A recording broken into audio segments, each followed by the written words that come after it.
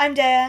I'm Reese. And we are literally dead. Happy Pride. Happy Disabled Pride Month. If you didn't know, in the UK in July, we celebrate Pride Month for disabled people of all varieties. Come in different kinds. They do. There's even a disability pride flag. Is it ugly? It used to be, but now it's pretty good. It's okay. It's like black, and then it's got colours going down a diagonal stripe. And so then the different colours mean different things. Okay. And the black means like death and medical malpractice, like, you know, to honour those who've died. Because all the big pride flags are pretty cute, but all the later ones, all the spin-offs aren't. And I used to think, why? And then I realised it's because all the good colours and good designs were taken. Yeah. But it literally is just first come, first serve. I mean, disability pride doesn't really compete with a lot of the gay pride flags, so it doesn't have to. I think they do. That's what the D in LGBTQ plus D stands for. LGBT. Yes. And so... It's cute! Sorry, I looked up the disability pride flag. Which one? Oh, yeah, the new one, yeah. It's actually really cute. They muted the colours because the old one was, like, really harsh and neon, because the muted colours were better for people who have, like, specific needs. And the zigzag is always questionable. Yeah. Every year during Disability Pride Month, we try and cover a horror movie cover a horror movie every month, but we try and cover a horror movie based around disability, whether that's the filmmakers, the characters, or the actors themselves. Today, we are covering Monkey Shines from 1988, which is about a quadriplegic man. I don't know if... the actor definitely is not disabled. I'm not sure about the input behind the scenes on it. Yeah. I do know that they put a disclaimer at the beginning of the movie saying that they used real disability aid monkeys for it, which is cool. Yeah, and the similar training. Yeah. And that no monkeys were harmed. Yeah. We don't know about any other animals, but no monkeys were harmed. Yeah. Before I give you a spoiler-free synopsis, I just want to remind you to subscribe, like, share, all those good things. We are on YouTube, TikTok, Instagram, Letterboxd, and wherever you find your podcasts. We are Literally Dead Podcast. Yeah. Give me the spoiler free. Come on. Give it to me. Give it to me. A super intelligent experimental monkey is tasked with aiding a quadriplegic man get on with his life. From here on, spoilers. So to start this film, let me just say this. We're going into this knowing that this is a disability film, specifically knowing that he's quadriplegic. We're never going to be able to say that. He's paralysed. Yeah, he's paralysed, right? At least going to be. So this opening scene was comical because they really wanted to show you who he was before his disability. Like, they really wanted you to know how opposite of disabled he was, how super abled this man was, because we open up... Go on. No, I just put in my notes, a very able-bodied man. He was extra... They show him waking up in bed with his girlfriend. Hot girlfriend. She's like half naked. But the specific reason they do this is to show that they have like a virile sex life. That they're like animals who get each other. So physical, right? Yeah. He's also very hot. Okay, whatever. Anyway, she has a great ass. Anyway, not my business. But he gets up and he works out butt naked. Does stretch workouts. So he's like, I don't stretch, I don't work out, I do both at the same time. He has his body bent into positions it doesn't need to be. It shouldn't be. While doing like exercises and reps, and it's like, okay. And they have him twisting, showing that he's muscular. He's so abled. And then he goes for a run. He fills his backpack full of bricks because just running, not enough. Not for a super abled man. He can't just run. And everyone on the street is like, hi, how are you? Hi. We love you. Oh my God, you're so abled. Love you. That's what it feels like. Love you, able-bodied man. Yeah, oh my God. A fellow able. Love you. Look out for them disableds. That's what it feels like. There's even posters all over his wall of him winning sports trophies, marathons, etc. He's so able.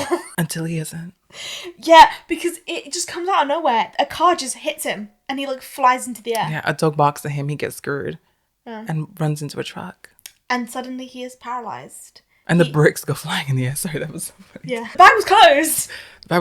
That's how hard he was hit. Oh my God. That's how hard he was hit. So yeah, now suddenly he is paralysed throughout all of his body from the neck down. So he can move his head and his mouth and his eyes and stuff. But that's all. Yeah. And then we sort of start on this like party. Oh wait, can we talk about the surgery scene? If you want to, sure. So for the surgery scene, it just establishes so quickly that the surgeon operating on him is like an asshole. Yeah, he's very cocky. He's like chatting up the nurses and he's like, oh look, this guy's ass is hairier than yours. This man just got hit by a car. Yeah, he's kind of a dick. But you know who he's played by though? Stanley Tucci. Stanley Tucci.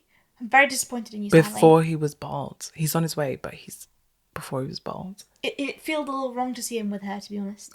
And you know what? I'm glad he did have hair because it helped me compartmentalize the character from all of my favorite Tucci characters. Not my Tucci. Not my hashtag. Not my Tucci. Not my Tucci. Not my Tucci. Not my Tucci. Yeah. No. So very quickly, we are at some kind of gathering. It's a party. We figure out that it is Alan, who is our super abled, now disabled protagonist. Is his home, and it's being hosted by his mother. There are people that they know, friends, family. His ex-coach, his girlfriend. The surgeon. The surgeon who operated on him. And this party is to celebrate him coming home. Yes. So we see the girlfriend. She is in a weird mood. She's acting incredibly shifty.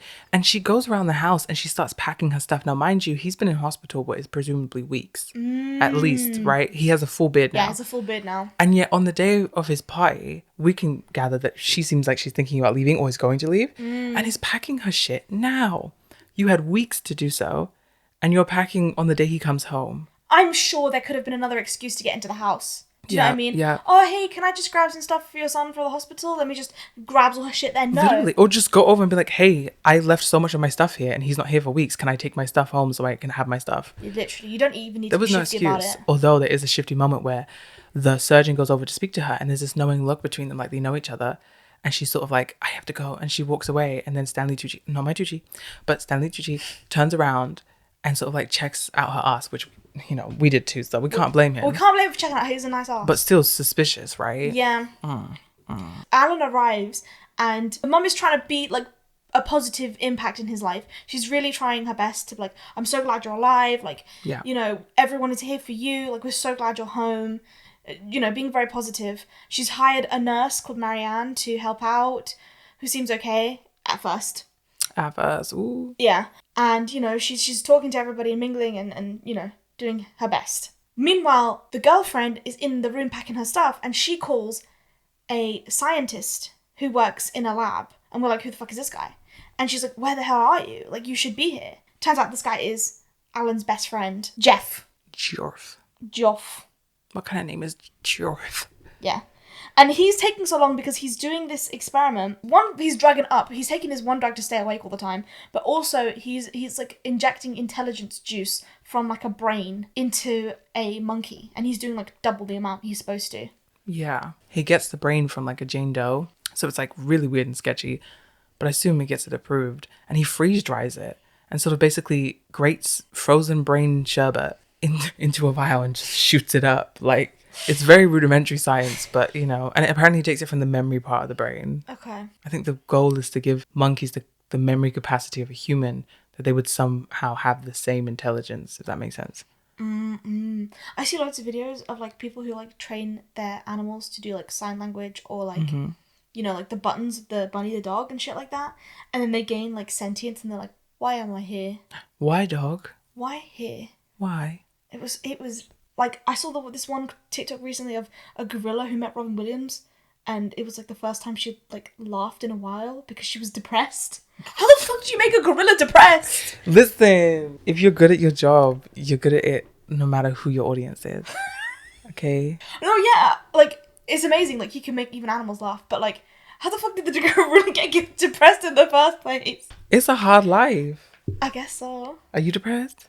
Yeah. And you're a human being, so imagine being someone with far less autonomy. That is true. Autonomy does become a big aspect of this movie. Like, any piece of media that has to deal with somebody who can't physically move on their own, like, that's definitely going to deal with a lot of autonomy in the themes. And can I say at this point, again, going into this, realizing what we're watching, right? Yeah. A disabled horror film. I liked how he was being treated, in the sense that the first thing is the fact that he was attractive. Even after becoming disabled, they didn't mess him up. They didn't try to make him look, you know, like disheveled, besides having like a slightly overgrown beard, which still looked really cute and well kept. It's just, I'm so used to them trying to make disabled people look unflattering or undesirable. Yeah. And the other thing is they don't, you know, dramatize his disability. He comes in, he's very well equipped with how his chair works. We don't have a really annoying, like, objectifying scene where we see him, like, trying to reach for something and not being able to and getting frustrated. It's like, we get it. We know that he can't do certain things, but he is acclimated. He is a human being and he has autonomy, right? Yeah. And I was so glad we were just starting there. That we weren't going to do some ridiculousness where we're like, tragedy porn, you know? Yeah. Or even inspiration porn, to be honest. That with you. too. It was a big thing because I did my dissertation on disability in horror, looking at like different characters from horror films from the 80s to now. And honestly, I was actually kind of pleasantly surprised at how like non-belittling this movie is towards him. Which is nice. It's a low bar, but you know, they surpassed it, which is nice. Jeff finally gets to the party. He's a bit late. Yeah, the party's way over. Yeah. It's evening time. It's just him. He has a key to the downstairs. It's cool you have a friend like that. They just have a key to your house, you know? Yeah. Although he always jingles it in front of the window and gets permission to come in. That's nice. Which is cute. But I think that they did say, oh, when I used to room here. So I assume they used to live together at one point. Yeah, I probably. I mean, if your best friend is like rich enough that he has like his own house in his like early 20s or mid 20s, Yeah. he's at college. He's studying law though, so Yeah, it might be a he's- bit extended. But he's probably like 25 at most. Well, it's established that his mom is kind of rich. So Yeah, it makes she sense. is. But like, if your best friend is rich and you're both at uni, you're probably gonna house with the rich friend who has their own house and 3 bedrooms Literally. and like at least 2 bathrooms. Oh, yeah. 100% 2 bathrooms. They have like a cute moment. They're discussing things and, you know, Jeff is like, how are you? And he's like, I think my girlfriend's gonna leave me. And he's like, oh, fuck her. And he's like, I can't. And it starts off as a joke. Yeah, and then it's. But then he's like, oh, wait, I actually can't. So it's like he's really grappling with his own situation now and things he can't do anymore. Yeah. A few days later, and the mum is showing him some videotapes of his childhood, and the nurse is sitting in a chair a little ways away. The nurse has brought a bird with her because that's her pet bird, because she's a live-in nurse, and the bird is like flying around the room. Alan finds it quite distressing that the bird is like flying around near his head. Yeah, and it's kind of sad because he's struggling watching these videos with his mother because they're like old family tapes, and it shows him as a kid running and jumping and being incredibly physical. And it's sort of like starting to agitate him. Yeah. And it also establishes like how he moves around. He has this like electric wheelchair with a mouthpiece to move around. I don't know how common that is, but I think it's a really interesting and cool way to like it's a cool accessibility aid. I imagine it must be very common for someone like him Yeah. when all you can use is your mouth. Yeah. Yeah, it's also like a tube that he can blow into. For different like I think speeds and stuff. Yeah, which is quite common, I think, right? Yeah, yeah. That like blowing like tube system for different kinds of accessibility. Well, I've seen people play video games with them nowadays. It's awesome. Exactly. Then we cut back to Jeff, who's meeting with his boss, the dean of the university he works for. He's like a science professor / researcher. And he seems to be sort of like the science world's face of pro animal testing. But the dean is shown to be much crueler than Jeff because he loves to like dissect them and torture the animals, and he's like, why don't you just dissect your monkeys and show us the results that way? And Jeff is like, no, they're not ready, like there's more I can do, like I'm doing well, you just can't see it, and you can't fire me because I'm where all the money's coming from, like all of the board is looking to my research, not you. Yeah. So there's a bit of a power struggle amongst them. Then there's a distressing scene in which Alan he's attempting to read his book. He's on his own in his house and he can't because he has this like tube that he can hold in his mouth to turn the pages of the books, and he can't do it. He drops it and he's just like had enough. But then he also starts using his automated system, his voice controlled automated system. Yes. Which gets established here. And speaking of, we said he was rich. He is rich. The level of accessibility that was waiting for this man at home in the 80s is insane. This is a very privileged version of this happening to someone. Especially in America. Yeah. Like how many people in the exact same situation as him, and they probably just stuck in a chair with nothing. Yeah. They had his whole downstairs like refitted so that he could live down there. Yeah. All of his main bathroom has been like rigged up with every accessible tool for him to have baths every night, a specialty bed for him to be, and a sling to get him into bed. They have a voice comm system so they can communicate from upstairs to downstairs. And then this voice controlled system, which opens his curtains, opens his door. I think it controls his music as well. And the lighting, it does like everything. And again, for the 80s, I'm like, God, they're rich. It's not even just the accessibility stuff though, it's also the safety features. You were talking about like the slings he can use to get washed and also to get into bed.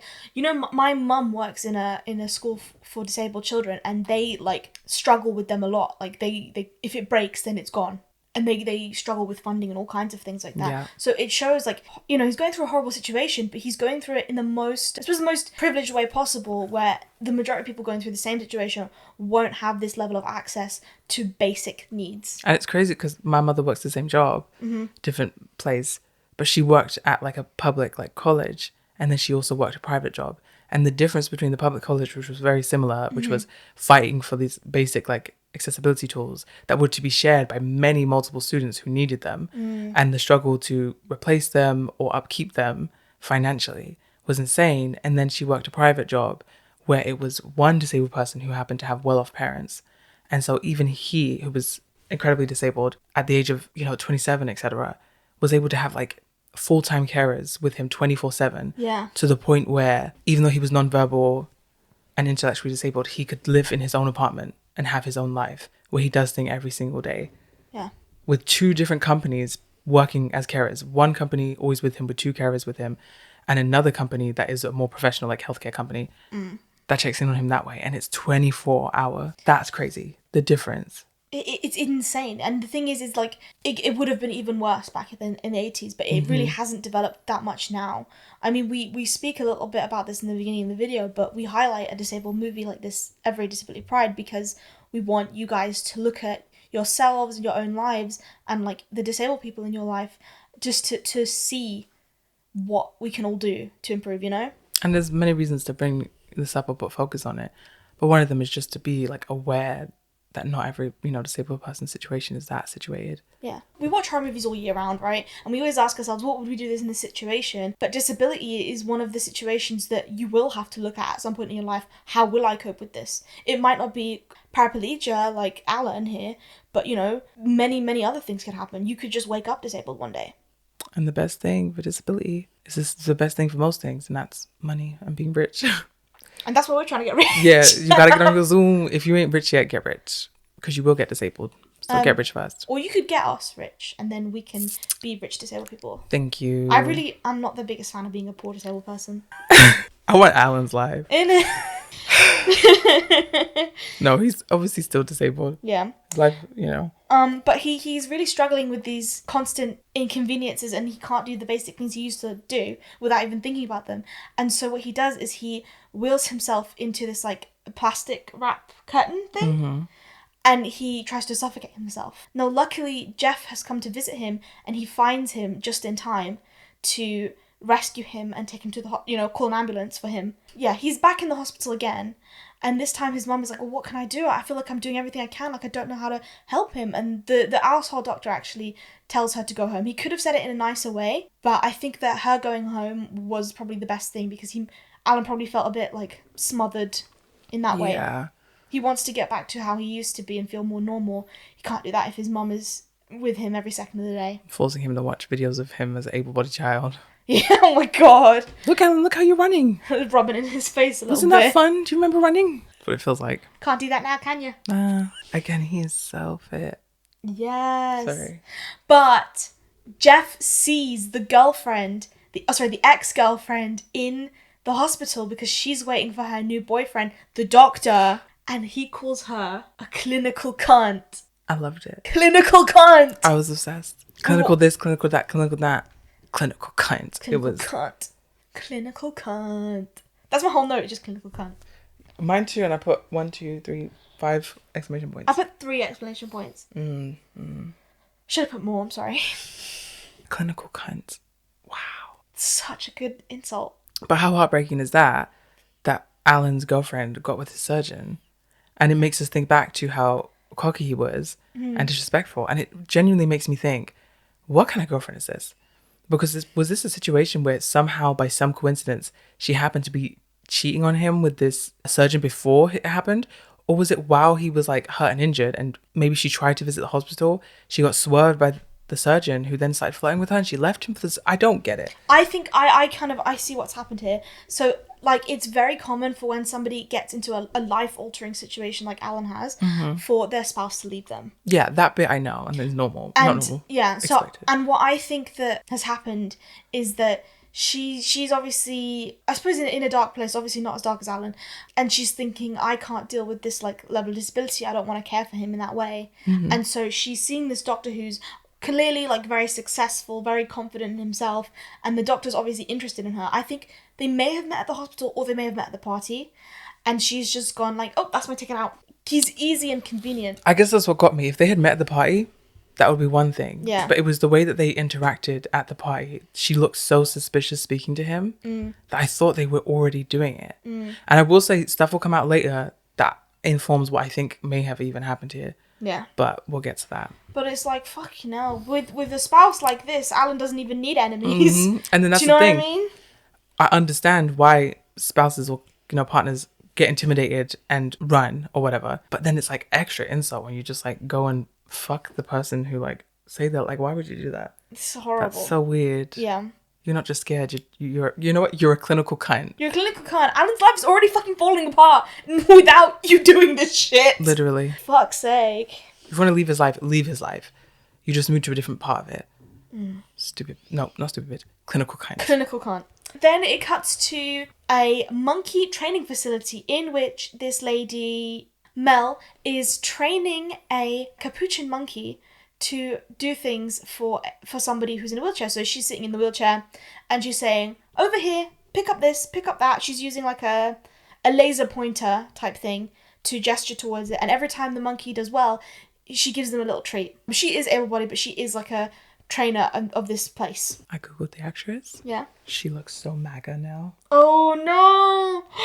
Mar-a-Lago face. She might not be, but she just looks so MAGA. She's got Mar-a-Lago face. Oh. Anyway, well, right now in the movie, she's got a very sweet face. She's very gorgeous. Very gorgeous. Jeff goes to visit her and he says, look, my friend is a really good candidate for your service. Like, he could really benefit from having a monkey to do the things around the house for him. You know, he's not in a good place. And she says, well, there are loads of candidates that would be great for this. You know, again, highlighting how many people are disabled and who need the help. The wait list is too long. Yeah. And they don't have enough monkeys. Yeah. And he was like, well, is it about a money thing? Like, I could help fund it. And she's like, no, I get paid a salary, like, by the state or something like that.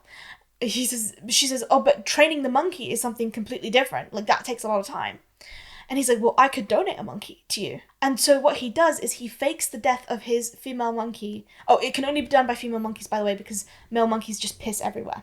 And shit. Yeah. So he fakes the death of the female monkey he was injecting with the intelligence serum and gives it to her for her to train so that it will be a really speedy process to train this monkey up. And then Jeff and Mel bring Alan this monkey that's now been trained. There's a little time skip. It's been semi-trained. Yes. Yeah, most of the training now needs to be done with Alan. Yes.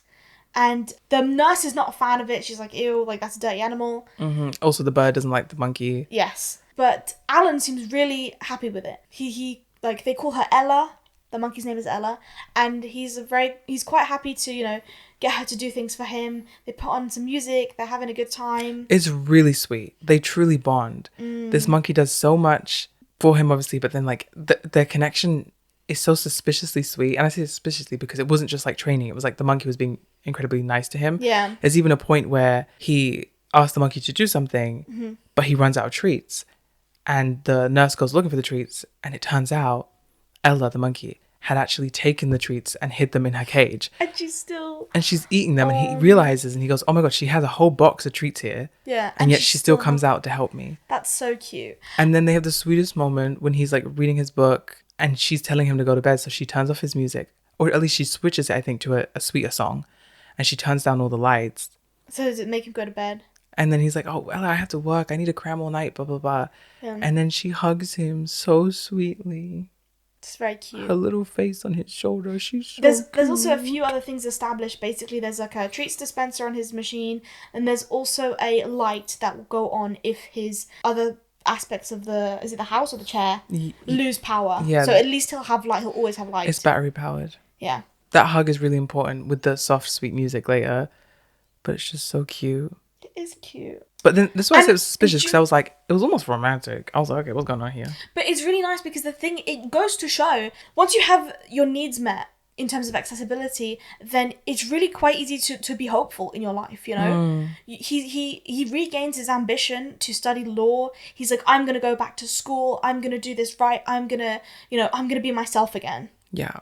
Which I think is really good. And, you know, it's a nice touch to add to the film. That's why it's important to talk about the privilege of his situation. Yeah. He even gets a shave, but Ella does not do that.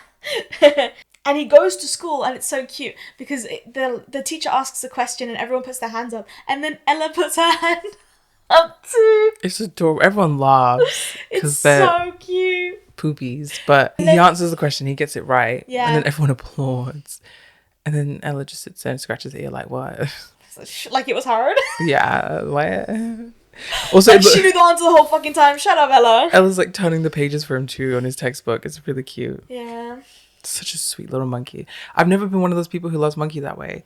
This is the thing, I any kind of large monkey I have a terrifying fear of. Like, I accidentally went to see Primate this year in January for like a secret screening thing, and I was like shit myself. But like a small monkey I can deal with. I deal with them as one thing, but I just Yeah. never been the one that like finds them so cute. But in this, God, she's so cute. She's so cute. Her big wet eyes. Such a baby. Throughout this montage as well, it shows that he's getting closer and closer to Mel, and they're having a kind of like romantic connection. Yeah. They go for like a fishing picnic. The fishing doesn't go well, but they're having a lovely time at this picnic. So there's a moment where Jeff comes over to see the monkey and Alan's updating him on how things are going, and they try to show him how Ella is able to use the phone for him and call people. And the way they do this, and again, this is that accessibility thing with all his money, is he has a phone device where numbers are pre-punched into cards, and Ella can pick up the card, put it into the slot, and press call, and it will know which person to call. So he asks Ella to call Jeff, the scientist who is stood in the room. Yeah. And she picks up the number card, but then sits kind of confused. Because he's in the room. Because he's in the room, and they realize no way she's smart enough to realize, oh, why would we call Jeff? He's in the room. Yeah, and then he's like, oh, well, why don't you leave the room? So Jeff exits the house, and she calls, and then he goes back in, and he's like, what? His voicemail's literally playing, he's like, what? But then the voicemail interrupts because his boss answers the phone in his office. Yes. Which makes him instantly go, why the fuck is he in my office? Yeah. But the phone hangs up. I will say that during this little visit that Jeff has, he does inject Ella again with the intelligence drug.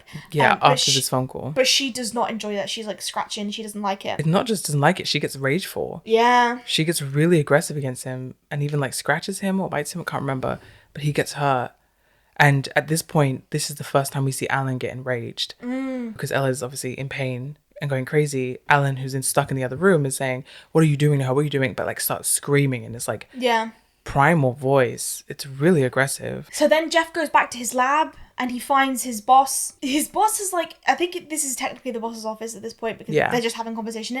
In the background of this scene, when they're arguing and Jeff is like, oh, I've changed my locks now, fuck you, you can't go into my office, like, you can swing around all you want, but like, you know, this is my job, right? In the background of this scene, the boss has put a rat into a fish tank full of water, and the mouse is like, sorry, I think it's a mouse. Is like Either way. drowning. Yeah, it's like non-stop swimming, but there's no way to get out. It's like when you take the ladders away from Sims 3 and before. And it's like, that's not a fucking experiment. That's just you being an absolute sadist. He says it's to focus the mouse's mind. Ugh. I know. It reminds me of, have you ever seen the movie The Plague Dogs? No. It's all about animal testing. And it's animated. It's from like the 70s, 80s. Same guy who did Watership Down. And like there's a scene in it where they do the same thing to the dog, where they put the dog in the water and they take everything away from him so he can't escape and he has to keep swimming. And then as soon as he like goes under the water, they pick him out. And they do this like multiple times. That makes me sad. It is sad. It's a sad movie. It cuts back to Alan at home and he's having an argument with Marianne when she's putting him to bed because... He says that the house is a mess. Yeah. And she's very stressed out. And I will say at this point, there have been little moments we haven't mentioned because they've been such small scenes, but he has been increasingly mean towards her. Yeah. A judgmental, really snarky comments. It's been quite horrible. Even when training Ella, anytime Ella was doing something really good, he'd have some sort of passive-aggressive comment to make towards the nurse to sort of like fuck her. Yeah. It was really mean. It was really unfortunate. And the way he speaks to her in this scene is like unnatural. He almost sounds like a villain. Yeah. But they have this huge argument, but she sort of like finishes putting him to bed and leaves the room. but she leaves the door open and her bird flies in and is flying near his face and is pecking at his eyes. And he's calling her, but obviously she's not answering because they just had an argument. I understand he was being an asshole in this scene, but there's this idea that when you're a disabled person, you always have to be very nice and very thankful all the time. And it does get to a point where you're not upset, but you get very tired of saying thank you for the slightest bit of kindness. And there is also this fear associated with finally snapping out of this niceness that you're forced to put on, where you won't get the help and the access that you need once you stop being nice. I just wish in this case he was ever nice. He was just abusing his help the entire time. No, I agree. I'm just like... And I'm just saying, like, if he was, like, nice before, it would be, like, it would mean a little bit more. Because the implication here is that something is going on with him. I suppose... I agree he should have been more polite to his nurse. It's kind of understandable that he's not in the best mood after going through all that shit. I see what you're saying, but his anger specifically is coming from the Ella situation. It's not supposed to be natural anger. Yeah. And the thing is, his anger also is misplaced because his attitude and anger was going towards it even before she was, quote, doing a bad job. It was literally just every other comment. It was just like a side comment. It was mean. It was snarky. Yeah. It was sarcastic. So I know what you're saying and I agree, but that's just not like what his situation was. No, yeah. I just hit a little close to home that bit. You know, like you should never, especially not as like a paid like help, ever expect a thank you from a disabled person. But then at the same time, you shouldn't abuse your help. No, you should always be courteous to the person taking care of you. But then Ella manages to get out of her cage, and from the... What's it called? Do we get her POV from the monkey at this point? No. Okay. Well, we watch Ella get out of her cage, go to Marianne's room, go to the bird's cage, and, like, grab the bird and, like, snap its neck. Presumably snap its neck. it happens off camera. Yeah. It's very interesting how they do this shot because they have the shot facing Ella's face through the cage, implying that she's looking at this monkey bird and having her reach into the cage, but obviously she's probably reaching towards a toy or a treat that someone's holding behind the camera. Yeah. And then we see the other angle where we see what I presume is a fake monkey hand reaching for the bird. Yeah. Very well done shot, but once it presumably grabs the bird, it's off camera that something happens. Yes. And the next we see is the nurse waking up, putting her feet into her slippers to go check what's happening, and her toes meeting the corpse of her bird, which has been placed in her shoe like a gift. It's a callback to when she finds a banana peel in her shoe from Ella earlier on in the movie. Yeah. Which makes her immediately go, it was Ella. Yeah. She loves putting stuff in my shoes. Like the slippers, didn't you? They were cute because they were like these really fluffy blue slippers, but they had little like duckies on them. I thought they were more like teal. Okay. I'm not going to pretend to know the difference between blue and teal. I can't be asked to know the difference. Then we see Jeff again, who injects the male monkeys with the intelligence drug. He's basically saying, oh, I wonder if you can be as smart as your sister.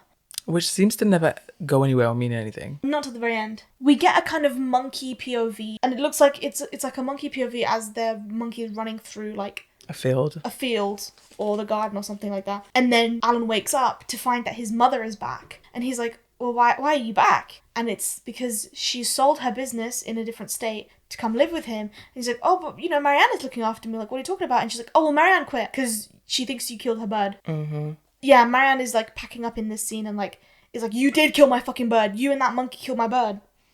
I mean, she's right. And this is where he goes full villain mode because he, like, again, in that weird primal villain voice, says this, like, horrible thing like, I'm glad your bird is dead. Yeah. You deserve it. Like, it's, but, like genuine, it's, like, villainous. Because he starts to morph and become far more aggressive. You see him, literally, it's quite bipolar. His entire face changes. And even soon, you'll see even his teeth start to become more primal. But his face and his voice go incredible. It's unnatural. And you're supposed to pick up on it at this point that it's like, what's going on with him? Like, this is not quite right. What magic, what voodoo, what? Yeah, what is this, man? It's science. When the mother puts him to bed, they're having this conversation and his hand moves. And the mother doesn't see it because she's obviously doing something else. And he's like, did you see my hand move? Did you see my hand move? And she's like, no, I didn't. No, your hand isn't going to move. Like, you need to... Because I think she's of the mind that he's given himself false hope with the, like, hand movement thing. And so he starts getting, like, aggressive with her. And then she's just like, I've come here to help you because you fucking couldn't handle having a nurse. Like, you need to be more grateful. They don't communicate well. No. I think she should have just hired another nurse. And I would say, like, we're seeing that his anger at this point is spiraling to something unnatural. Yeah. And it's worse now because of his mother coming home makes him a lot worse. And even just before the scene, his mother has to like bathe him. Yeah. And he finds it quite humiliating having, you know, his own mother bathe him. And that really is starting to snowball here. Yes. And then it's kind of established, or it's reiterated that Alan and Ella seem to have a very interesting psychic connection, because every time he like dreams now, we then get that monkey POV again. It's really weird. It's hard to tell if somehow, as we know, Ella's been injected with this experimental drug. Alan has not. So my only assumption is that Ella's brain has been so enhanced that it's now gained some sort of psychic ability. Yes. And because of her affinity towards Alan, she's like almost giving him a connection or connecting with him in such a beyond physical way that it's become this mental thing. Yes. That's my best assumption. I think so. I think the implication is that the experimental thing is made Ella psychic. Yeah, but then like with that psychicness, she's connecting to him because she likes him. Yeah. I mean, I think that it's kind of understandable on Ella's part. Like, Alan has never been mean to her. He's never locked her in a cage. You know, he can't move, so he can't hurt her at all. And maybe she, you know, tell me what you think about this, but maybe in witnessing him, getting to know him and seeing him being almost caged in his home and poked and prodded by the people around him, maybe she sort of feels a... Kinship? Yeah. Do you think? I think so. I also think it's a power thing. Because now she's the one in control. Like, Alan can't even feed himself. So she has to do it. And so then he can't hurt her, he can't leave her either. I see. So Whoa. maybe it's a metaphor for the way certain carers treat their patients. Whoa. Then Jeff comes to visit, and Alan is like, I think Ella's been getting out the house somehow. I can't prove it, but I think she has. And so Jeff goes around and has a look in the attic and sees that there's like a hole in a window somewhere. Yeah. Or an open window. He discovers exactly how Ella's getting out. Yeah. And then he goes back to Alan and says, no, she's not been getting out. He lies. Fucking Jeff, you need to tell the truth, man. But he gets excited by it. He's like, Yeah. Ella, you rascal, or something. Because he's realizing, oh shit, like my intelligent injection is like... really working. She's smart enough to like, figure out a way to get out without people knowing. And then also she's coming back. She's finding her way back. Also, I think it starts to make him think that some of the stuff that Alan's telling him about these like weird brain connections might be true. Even though he's still not like telling Alan he believes it. Yeah. He's starting to realize. And at this point, you remember that they're friends. Yeah. They're supposedly close friends. And you do think like, I know you're excited by your science, but like, you don't want to clue your friend in a little or care The about friend them. that's depending on your experiment to live a normal life is who the person you're going to lie to? Like, absolutely not. That's just, yeah. He's a clinical cunt. For that he is, yes. They go to a second doctor's appointment. I think it's Alan and Mel, and I think Ella as well. And they get a second opinion on Alan's condition because his hand moved. And this doctor says, well, yeah, that surgeon is very capable, but he's very up his own arse, so he can miss things sometimes. Because if you look at this scan here, it shows me that you might have had a congenital condition before the accident, and the accident might have just triggered it. And it could have happened to you at any other point, but it's just a bad coincidence that this accident happened and that overshadowed the fact that you had this condition.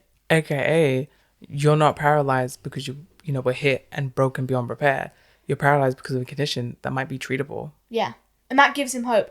But Alan's hope is foreshadowed by the need for revenge. He keeps talking about them. He's like, how could they do that? That fucking asshole, this and that. Like... And also, this leads us to question at this point, because we know, Alan doesn't know yet, but we know that the surgeon ended up with Alan's girlfriend. Now, we also know that the surgeon is very cocky. Yes. And it would be very normal, presumably, for most surgeons to get a patient who was just hit by a truck, see these issues, and assume what he assumed. Yeah, so but also a surgeon isn't like a doctor. Do you know what I mean? They're just there for the surgery. Of course. So it would make sense that the surgeon wouldn't be looking out for congenital conditions in this situation. So the question is, knowing the shadiness outside of the situation, is it 100% that he is just mystic because it would be understandable, and on top of that he's a cocky bastard who clearly doesn't pay enough attention to his work, or was it a little bit of malice there? A little bit of medical malpractice. You know what? I can see that definitely as a theory. I don't know if I know Alan thinks it. Yeah, that's the thing. Alan definitely thinks it. Because Alan tries to call the surgeon's office. Yeah, and they said, oh, well, he's left us this number because he's out of town at the minute, right? And it's Linda's number. Linda is his girlfriend. I didn't write her name down until now, apparently. And he calls his girlfriend Shaq and Guess who answers the phone? the surgeon. And so he gets his answer, he hangs up, and he's filled with absolute rage. And this is when we see he has monkey teeth. Yes, and he bites his lip and he starts to bleed. And then Ella comes over and licks the blood from his lip. That bit's so freaky. I did not like that bit. Neither did I. But he's, still semi-convinced at this point that the surgeon did it on purpose. And he goes to bed with this, like, blinding rage. Death rage. And so we get the monkey's point of view, because that's what he goes into whenever he goes to sleep. We see Ella, from her perspective, set fire to the cabin. Which means that she had to travel all the way from his house to the girlfriend, which I assume isn't that far, but also all night. How does she know where she lives? I guess it's a psychic connection Yeah, thing. because he knows, so she knows. Oh my god. And the thing is because Alan is experiencing this through the dream, right? When Jeff comes to visit the next day, he tries to confess. Mm-hmm. Because they get a phone call saying, Linda and the doctor are dead. Alan goes, in a fire? And Mum's like, yeah.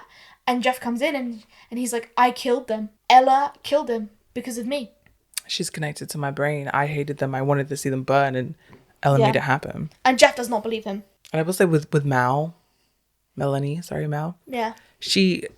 Her sort of view on all this stuff is, it's notably different than Jeff's. It's not instantly like, oh, I don't believe you. It's more so, even in a world where I did believe you, it wasn't you, it was Ella. Yeah. Which is kind of her. Yeah. I think Mel is definitely a very, I say, holistic person. She's definitely got the most kind view of disabled people in this film, which I liked.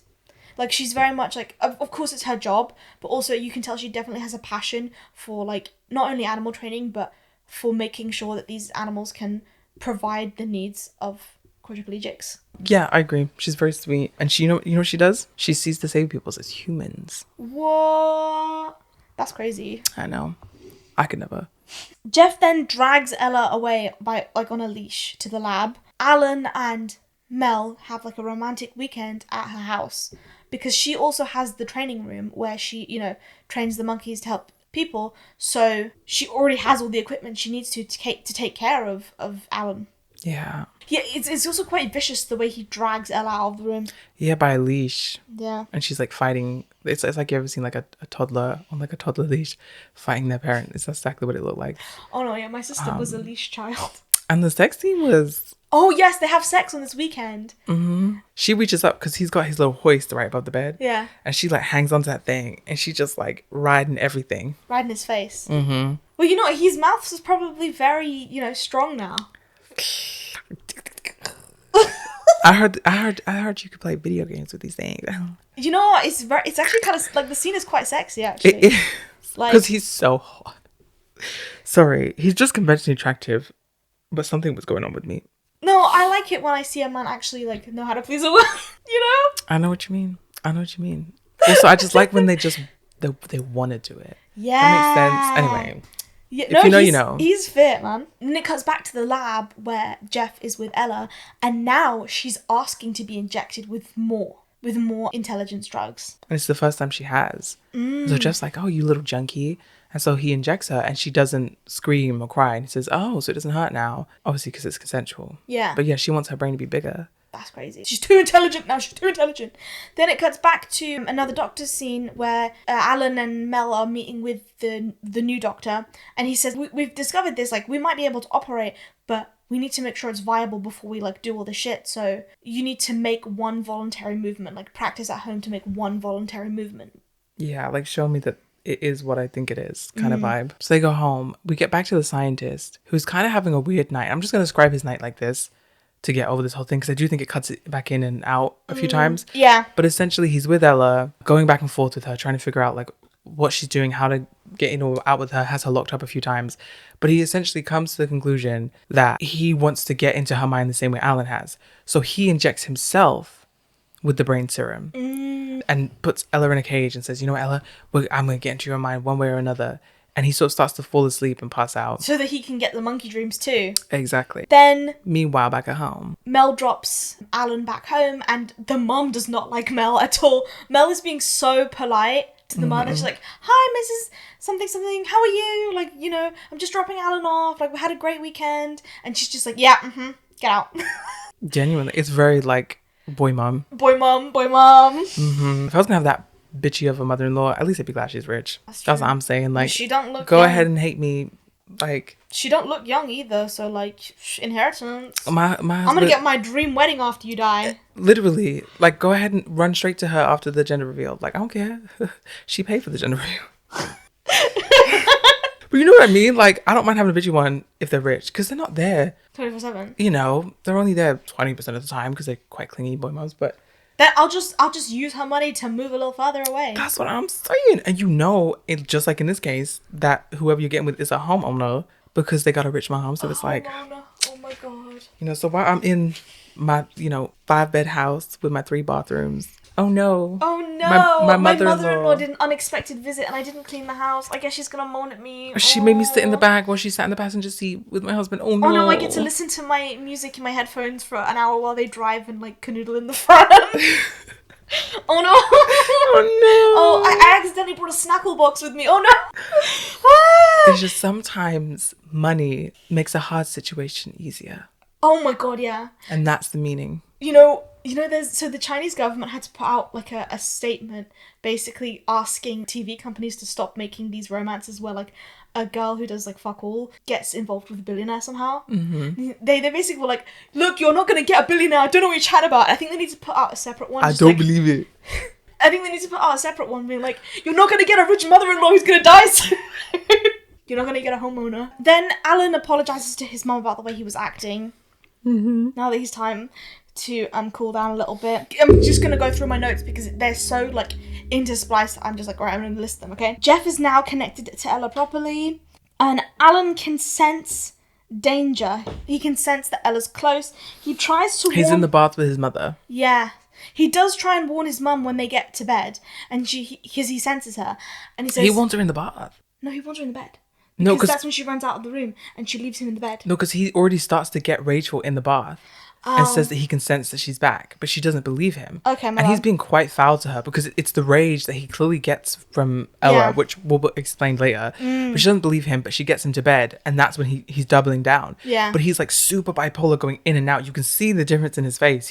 He's being himself, pleading with her to get out, and then there's the other half of him who's like evil and like, I hate you, mother, to the point where she smacks him. Yeah.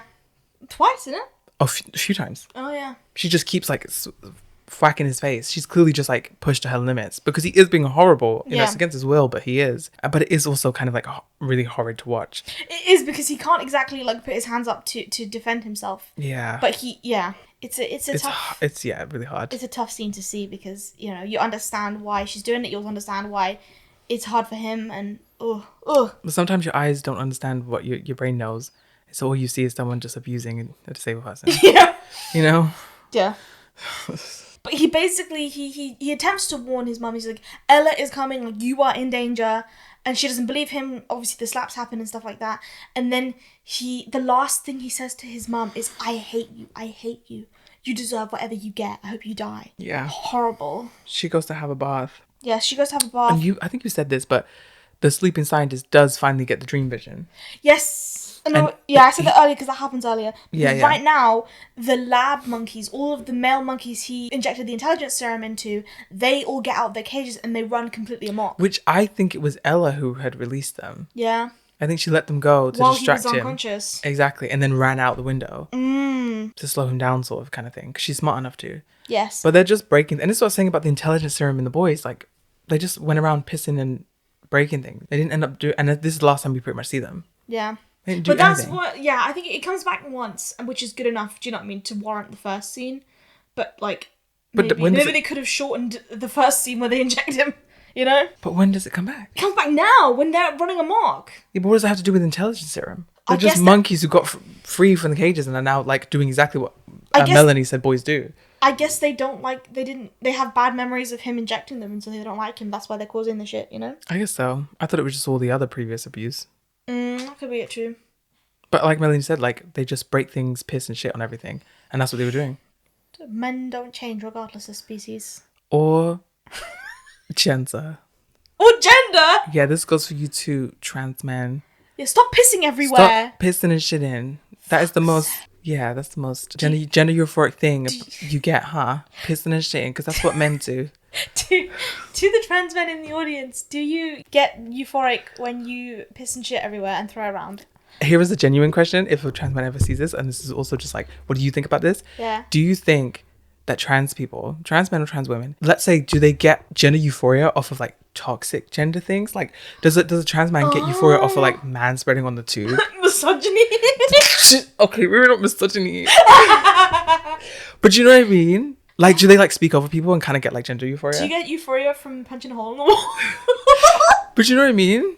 Yeah. Like, genuinely, like on a real note, like, because I know that there were definitely really, you know, let's not act like this isn't just a very specific kind of like world, right? We're all adults here. But there are certain people who will get like euphoria off of things like gender roles as a trans person, but sometimes really strict ones. And sometimes it's a kink or a fetish, and some adopt it into their real lives and they become MAGA, right?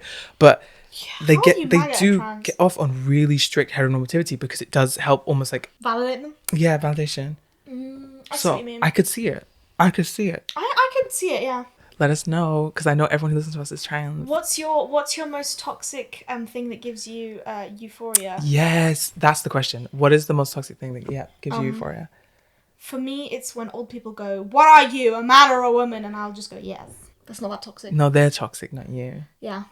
Yeah, that's reverse. That's true. What about you? You're non-binary. Yeah, I am. A funny one was, this isn't I can't think of a toxic one, but one thing that's funny, because we're nice non-binaries. It's nice, but what has happened to me many times is I've been in a certain new space, and I don't mind any pronoun, don't get me wrong. I do, you know, they them's nice, but I will often just say he him if I'm in a certain new space, just because it's just simplification for people, especially if I think I might never see these people again. Yeah. But it's happened multiple times where we do a circle and everyone says their pronouns, or everyone introduces themselves, and I'll say he him, and yet the entire time I'm with those people, they will continue to choose they them. That's kind of fun. It is. I love that. And it's like, you know, think you still got there in the end. So you know what? Except when they add them to random words. I see what you're saying. I hate it when I get called like baby them. I hate that. Yeah, I hate any kind of infantilizing like that. Yeah. But as a non-binary person, and this is rare, it is so nice to get like non-binary gendered, even when you didn't ask to be, and it's like, whoa. Do you remember that one photography thing you did, and your teacher said, "Oh, Daya looks very androgynous," and at the time I was like, "What do you mean?" Yes. But now that I identify that way, I'm like, "Absolutely, thank you so much." Yeah, that's the aim. That's the goal now. Gender confusion. You know what? Gender confusion. That's it. Yeah. I remember I was working in a haunted house, and I was the only person who was given no makeup or costume, so I was like, "Oh, okay." So I had to make it work, and then I was the scariest one. I was the first scare in the place, and half the time people didn't make it to the back of the room. They kept running back, and they were like, "Why are they not coming through? Where are they?" And I was like, "They just keep running back out the front door." Genuinely, so they had to go check and like get people back in. And I'm literally just dressed. I think I'm interested in like overalls, like short overalls, and I do have like curly hair, so I comb my hair out a little bit, and so I just start crying profusely, right? And I'm just like all wet and tears, and I just like start like crying, rocking back and forth. And when they would come in, I would scream at them. I said, "Don't go in there. She's evil," right? I've been saying that to the guide. Yeah. They kept running out and be like, "No, there's a girl around there. No, she's so scary. I can't. She's gonna jump at me." Did that give you euphoria? The gender confusion did, yeah. But the whole time, heard it over and over and over again. "No, she's in there. I'm scared." And then they told me no. They have pronouns. They have pronouns. We're so off topic. What the fuck? You know, I'm glad we are though. The people want this. This is why they come here. We don't come here. Don't worry. They come here. Speak for yourself. I already came here. I thought you just pissed the bed. Then it cuts back to the house where the mum is taking a bath, and Ella pushes the hairdryer that's plugged in the wall in the bathroom. It's Americans. I know. I just keep forgetting that Americans hate themselves and want to die, because why the fuck do they have so many outlets in the bathroom? I know, it confuses me. I mean, the things you just compare our outlets and plugs. There's us already so much, like, so unsafe. Yeah. Our trigger system with the third plug. The UK plug system is the safest. Yeah, because the third plug turns it on. It allows it to even be electrical. Yeah. And even still, we still sell, like, plug fillers and stuff to baby-proof, etc. Because even as safe as it is, it can be safer. And yet, there are places in the world and America that just don't give a fuck. And the way the plug was as close as it could possibly be to the bath as well. That thing probably destroyed the breakers several times, considering how much fucking moisture gets in that shit. Mm-hmm. Also, can you even... Is this just a movie like hoax, or can you really die with like a hairdryer toaster in the bath? I have no idea. Okay, because I always wondered. I didn't really Google it. I probably Googled before. I didn't remember, so. Tell us, have you died by throwing a toaster or hairdryer in the bath? Anyway. And how did you rate the experience? Yeah. By the way, Ella does just throw the hairdryer into the bath. The mum dies, she's electrocuted to death, and the whole power goes off. Yeah, obviously Alan is freaking out.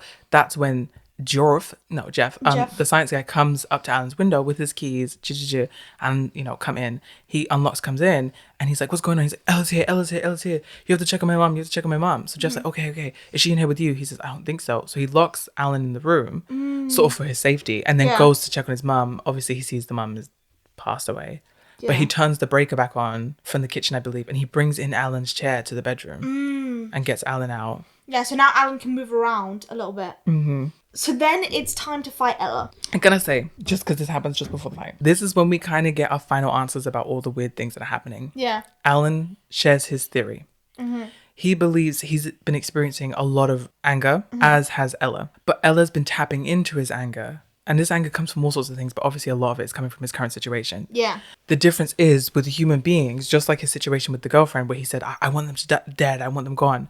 He says that human beings have 5,000 years of evolution to sort of like control those kind of impulses. Yeah. Ella has not. She has all of those sort of primate instincts, but is dealing with this like human anger. And she doesn't have the nuance he does. And that's why she has acted out on his anger in such violent, aggressive ways. But also, he is sort of feeding on and picking up some of her primal instincts. And that's why he's been expressing such mad primal anger, because he's picking up her sort of nature. And that's why he gets these teeth, which I think are mostly symbolic. Yeah. I don't think they actually morph. I think it's all like a camera trick. But it's almost like he gets a little bit monkey brain. Monkey brain. Yeah, and then she gets sort of like really intense human anger. Complex human anger. Complex human anger. Yeah. Now it's time to fight Ella. Jeff had brought 2 vials of poison with him, or 2 syringes of poison with him, and so he attempts obviously to inject her with one, except she knows that it's poison. Mm-hmm. And so she manages to grab the needle and jam it in his back. Yeah. So now Jeff is dying, but he's still kind of lucid, so he's still like running around the house. Mm-hmm. And what gets to me about this is that quite rightly, Alan has said, we need to call the police, we need to get help. Because what the fuck are these guys going to do against a super intelligent monkey, right? Yeah. And Jeff goes, no, I can handle it. And then he gets immediately jabbed with his own poison. Literally.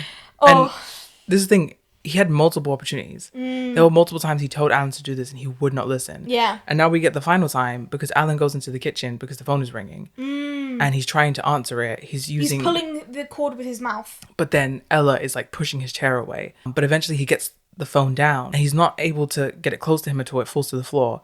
But it's enough for the person on the other end of the line, which is Melanie, to hear the screeching of Ella and know that something is going wrong at Alan's house. So she heads over. In the meantime, Ella runs away, and that's when we see the scientists sort of come into the kitchen with Alan. Yeah. Jeff manages to get down the stairs, and he's high as fuck at this point, just because of all the shit he pumps into his system, but also the poison.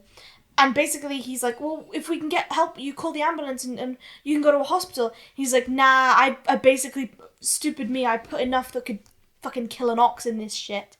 He said Godzilla, I think. Oh, Godzilla, there you go. Yeah. Kill Godzilla with this shit. So then he's high as hell, and then promptly he just dies, collapses on the floor. Alan's like, just come get the phone. Dial the police before you die. Like, just do something useful. And Jeff's like, no, there's no time. I need to go to the hospital. That's what I'm going to do. Also, he tries to walk out the house. Yeah, fucking idiot.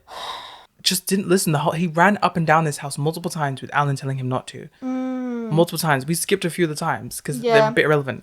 But, like, he just would not listen. Even if he thought he can handle it, like, call the police. Call the police and then handle it. Then Alan tries to use his voice control home system, fucking Alexa's granddaddy, to open the door so that he can leave. Mm-hmm. But Ella keeps closing the door. And eventually, she just turns off the breakers.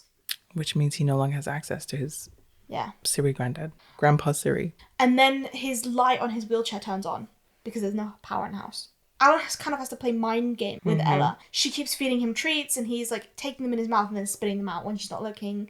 He's like being nice to her, calling her baby, sweetheart, that kind of thing. tries to get her to play music. Yeah. He's like, oh no, it won't work. Why not? Oh, it's because we need lights for it to work. Why don't you go turn the lights on, Ella? And she's like, nah, bitch. Nah, bitch, I knew this one. I'm not turning the breaker back on. You trying to get out the door with Grandpa Siri. Then she tries to feed him, like, you know, from the fruit on the table. Yeah, he says dinner time, dinner time. Yeah. So she sets up a whole dinner table. She puts food on the plates and she lights candles. I thought the candles were already lit. No, she lights them. Because fuck. earlier on, when he says that she burnt down the house, Melanie says, monkeys are instinctually afraid of fire. There's no way she could have done that. And he said, what if she knows what fire can do? Not that she's instinctually afraid of it. She knows what it can do. And so when she lights these candles, he says to her, oh, looks like you aren't afraid of fire after all. That's funny. But then also it's like, why is the monkey lighting candle? Why? It's because there's no lights. But still, it was like, she's licking his lip. She's playing love songs to hug him. And now she's made them a candlelit dinner. Yeah. I don't know. Jay doesn't want us to read into it, but... I don't want to read into it. Just like... Because you're scared. I am You're scared. scared of what it means. I'm scared of the truth. I had enough of that with Black Sheep, okay? I don't need this. Mel comes. Yes, and it's a bit of a mess. Mel comes in. I just wrote, Mel comes, promptly falls over. Yeah, she comes in and she kind of helps him at first. Yeah. But then at Ella one point appears. the lights go back on. Yeah, she turns the lights back on. Yeah. She's like, oh, let's get you out of here, etc. But then Ella appears.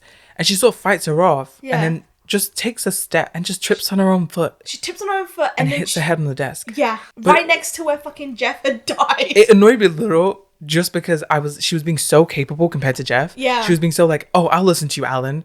Yeah, you're right. Let's get you out of here. Let's call the etc. But then doesn't even get the time to really do it because she just trips and hits her head.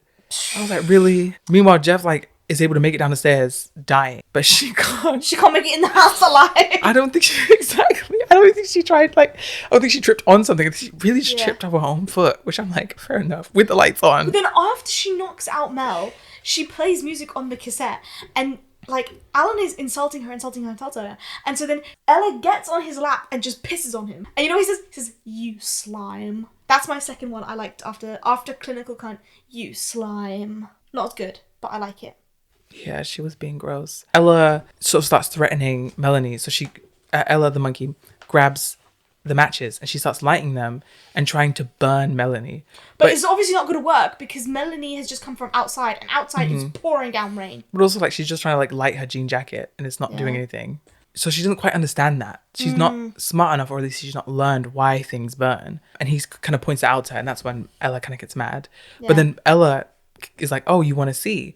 So she goes into her cage and gets the second vial of poison, which the scientist brought because he brought it back up. God, one had gone missing from earlier. Ella had it. And then she starts trying to inject Melanie with it, but she's being so gentle with it.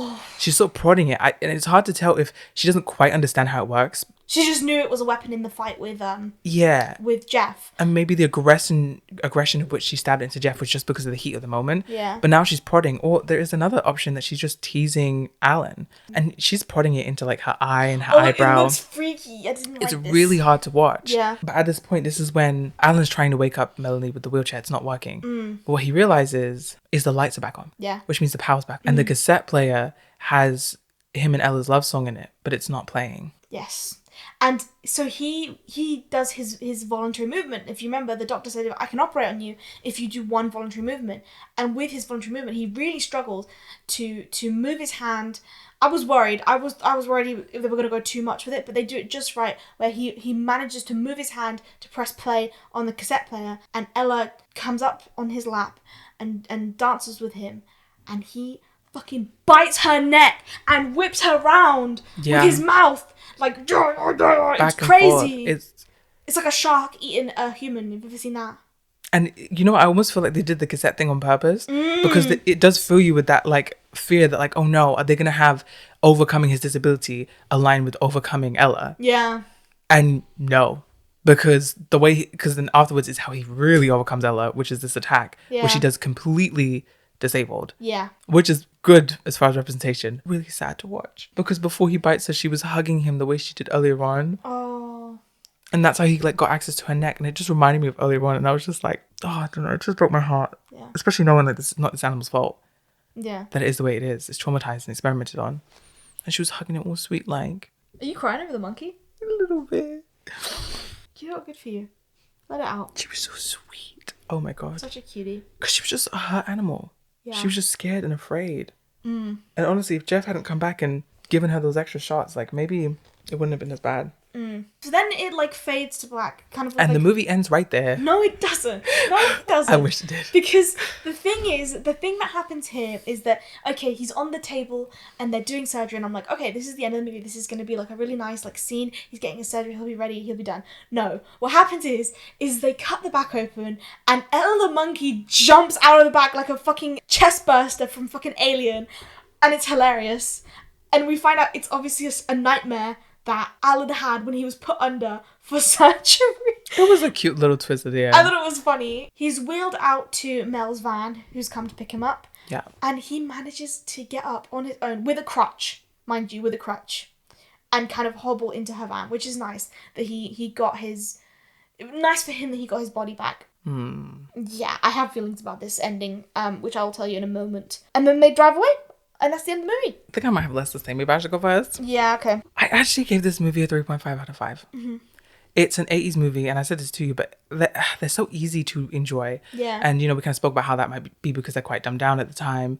Things are quite spoon-fed to you. But one thing I love about this movie, and very similar 80s movies, is how much emotional journeys you're able to take as an audience member than you sort of get in modern-day horror. There were so many moments during this film where I was able to feel, like, joy. Or like really like, you know, cute sweetness with Ella. These moments where they had this like upbeat fucking Matilda-esque music playing. Yeah. As they're like doing their training montage and he's like getting to know Ella and these sweet tender moments. And then you have this blossoming romance between him and Melanie that's kind of like sexy and hot. But also the way they look at each other. Is nice. Oh my God. Just like, oh, anyway. But all those feelings, and then obviously the fear and the terror, and then all the mixed emotions about the treatment of disabled people and autonomy. And I'm like, damn, I don't get that in modern films as much. Yeah. It's just all kind of usually one note. And that note might be beautiful. That note might be complex and something I've never seen before, but I just don't get as much like joy, etc. without it feeling jarring. Yeah. Which this didn't. But yeah, it's only a 3.5 out of 5 because I think that it could have used cutting down some bits and other bits maybe even fleshed out a little bit more. I gave this movie a 3 out of 5. Some parts I definitely show their age. I feel like I have mixed feelings on him being cured at the end because it does feel like once he's overcome Ella, he's overcome his disability, which is, you know, it's great for the people who can get surgery and live their lives, and I wish the best for you. But also many people will not have that option. And I argue I don't know if it's the majority, but I think that it just doesn't, like... I feel like it feels cheap as a narrative device to have him rewarded with his body back after he defeats the monkey. It's because it implies he can't have a happy ending and stay disabled. Yeah, exactly. And that's what I didn't like about it. I thought the attitude of the angry disabled person stemming entirely from the rage from the monkey, it feels a bit dated because like the attitude at the time was that like if you're disabled you should just be happy for the help you get, and then, you know, which isn't too far off for what's now. And I honestly think that it would have been better if maybe the rage didn't stem from Ella. Maybe he was just angry, because it's okay to be angry when you've gone through something as traumatic as this, you know? You don't have to be kind and polite all the time. Obviously, you can't be downright abusive like Alan was in this, but it also wasn't his fault. Yeah, it wasn't his fault. And I just think that, like, the constant need to be kind and nice to people when you are having a horrible time, it just feels a little toxic, you know what I mean? But then it's a little less forgivable when they're rich. Yeah. But the acting was good. I liked the romance between Melanie and Alan. I thought that was nice that she liked him. You know, she only met him as a disabled man, and they got together because, you know, because of the monkey, but, you know, she never knew him as an able-bodied man. And she got with him, like, sex-wise, disabled, not after he got his reward. I honestly don't think I've seen only one disabled sex scene before this, and that was in a sex comedy. And people, this has been a discussion about, like, sex scenes necessary. And people say, like, sex scenes are fine as long as they, like, have a point. Sometimes it just feels like they're there for no reason. And it's very rare that a sex scene has a point, but I think that this was one of them, where it was, like, important to be like, they had sex and have this connection, even while his disability is the way it is. So that later on, it's not like, you know, because if they just made it sweet and romantic, but then at the end, they had that final him getting in her van and they're clearly dating now, would feel like, oh, did it only cross that final line because... His penis. Yeah, because he got back to, like, more able-bodied. But it's like, no, she liked him either way. Yeah, which I like that. And honestly, the thing is, with a lot of movies, like a straight romance has to be really good to get me to believe it now. Mm-hmm. Just because sometimes they just put them together because you're the only girl in the movie, you're the only guy in the movie, you know? Yeah, yeah. I mean, So- imagine having a munch who just wants to eat it all day, and then all of a sudden they get this magical surgery, and it's like, oh, I can use my penis now. It's like, oh, yeah, that's great, but like, You still got a munch though. He's like, oh no, why would I? I don't have to anymore. Oh, yeah, I don't know if this is gonna. Oh, you can go down on me now. Oh. Yeah, I think that the acting was really good, and I think it really had some funny and charming moments. It does feel like it was made with the best of intentions, despite all of the things I think are wrong with it, which I like. Yep. And I like the idea that it's all an allegory for the treatment of disabled people rely completely and entirely on the use of aides and staff to keep them alive and have a functioning daily life. Yeah. You know, to me it felt like an allegory for medical malpractice and abuse. So I like that. So I gave it a 3 out of 5. Yeah. So tell me, I would especially love to know if anybody who is a quadriplegic has watched this film and if you enjoyed the film. And if we've gotten something wrong, like, do tell us in the comments because we would love to improve and extend our knowledge base about this. Or if the film got anything wrong, Yeah. let us know. Thank you so much for watching. We hope you have a lovely Disabled Pride Month. We are Literally Dead Podcast. You can find us wherever you get your podcasts. We are on YouTube, TikTok, Instagram, Letterboxd. Like, share, subscribe, tell a friend to tell a friend. Bye. Bye!